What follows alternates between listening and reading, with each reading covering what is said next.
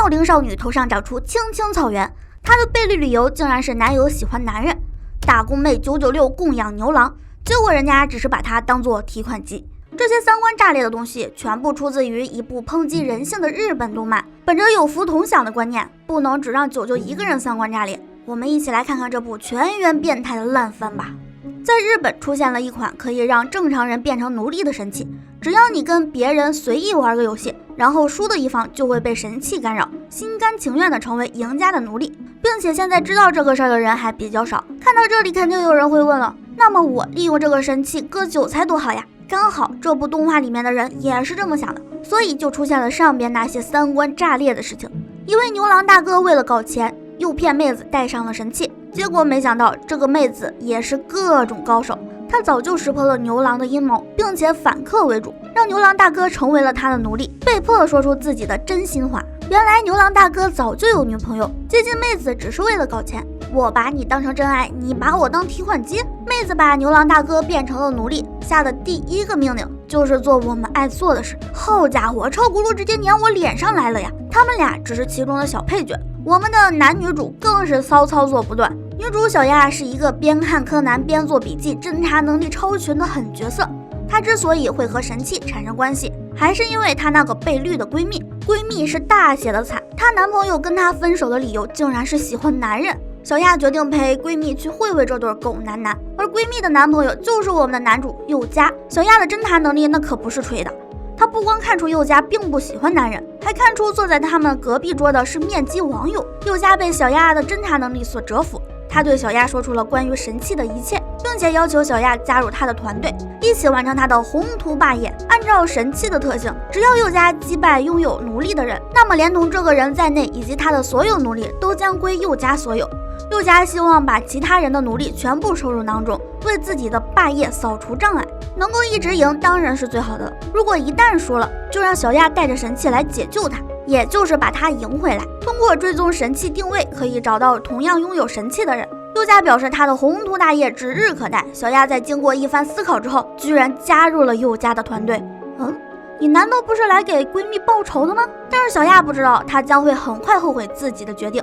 因为这些使用神器的玩家一个比一个狗血和变态，隆重介绍佑嘉团队遇到的反派1号，这位脑子不正常的女王。没想到一开始佑嘉就惨败，脑子不正常的女王先给佑嘉来了一针销魂，然后捆绑禁锢小皮鞭。这个脑子不正常的女王这么大费周章，不仅仅是为了强迫佑嘉和她玩游戏，成为她的奴隶，另外还因为她看上了佑嘉的朋友。好家伙，也就是她不仅要得到佑嘉的身体和心灵，还要得到佑嘉的朋友。幸好小亚带着神器及时赶来救下了佑嘉，佑嘉团队才得以全身而退。反派2号是光头哥，他可以说是全番近战第1人，打架拳拳到肉，但是这家伙不讲武德，他竟然打女人。小亚放出了自己带着神器的小白狗，小白狗照着光头哥两腿之间就咬了下去，光头哥沦为了一只狗的奴隶。最奇葩的是，这只狗竟然还听得懂人话。等到后面全片看完，我才发现全番三观最正的就属这只狗了，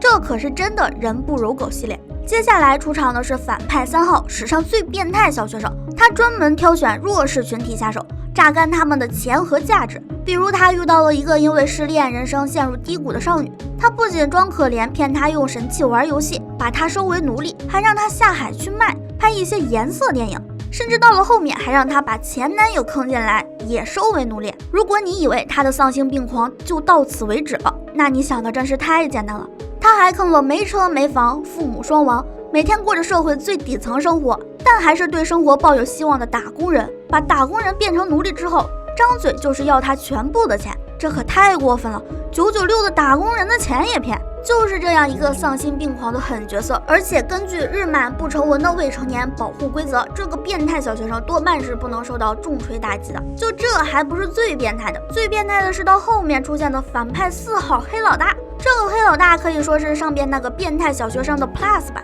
真的是绝了，压榨弱势群体都能发展成产业了。他通过放高利贷、非法持枪、官商勾结等一系列手段压榨老实人。在这次和黑老大的对决中，佑嘉团队主动出击，跟他玩了个类似赌博的游戏，然后佑嘉靠着在对方肚子里放火的阴招赢了游戏，成功把黑老大收成了奴隶。更变态的还在后面，佑嘉通过一番机缘巧合，知道神器其实是某科学家为了研制精神控制而发明的，投放社会也只是为了做人体实验。然后佑嘉团队良心发现，想要对抗科学家，解放所有奴隶。看到这里，如果你以为接下来的剧情是主角锤爆反派的话，那你真的就是大错特错了。因为接下来的所有反派都近乎脑残的方式洗白了。比如上边说的那个变态小学生，他拼命努力搞钱发展奴隶，其实是为了解救下海卖身的妈妈，所以才去用神器欺负比他更弱的人，所以他是很孝顺的，做的一切都是迫不得已的，被他坑的人全部都无条件的原谅了他。再比如那个黑老大，他其实和那个科学家是有勾结的，他是有钱赚的，他所做的什么残害国家公民啦，什么贩卖奴隶去非洲啦，其实都是被威胁的，他也是很无辜的。再后来若家团队和那个科学家对决，这个时候黑老大已经是若家团队的成员了，然后他也跟着一起打 BOSS， 行吧，要是他最后真的抓住了科学家，洗白也就洗白了，未尝不是将功补过，结果到最后也没有抓到。可能作者也是觉得这样洗白力度不够，到最后加了一段脑淤血的结尾，就是出现了一个比黑老大更厉害的终极 BOSS， 他把全片除了佑嘉、小亚在内的所有玩家都收作了奴隶。这个时候黑老大就用他之前非法手段帮助佑嘉团队打 BOSS。 以前黑老大用他的非法手段压榨弱势群体，大家都觉得他人神共愤，现在都觉得他简直是正道的光。最后全片出现的角色几乎都遭受了不同程度的打击，只有黑老大，神器出现前他放高利贷搜刮民脂民膏，神器出现后他倒卖奴隶含泪收钱，就连神器被毁灭了，他还被套上了正义的光环，继续安安稳稳的做他的黑社会，真的是绝了。看到最后我想说，真的不愧是高开低走被喷出翔，三观几乎全部炸裂。可能主创团队一开始真的是想做一部好好抨击人性的番，结果后边洗着洗着就变味了。如果大家有兴趣的话可以去看看。今天的节目就到这里啦，爱你们啾。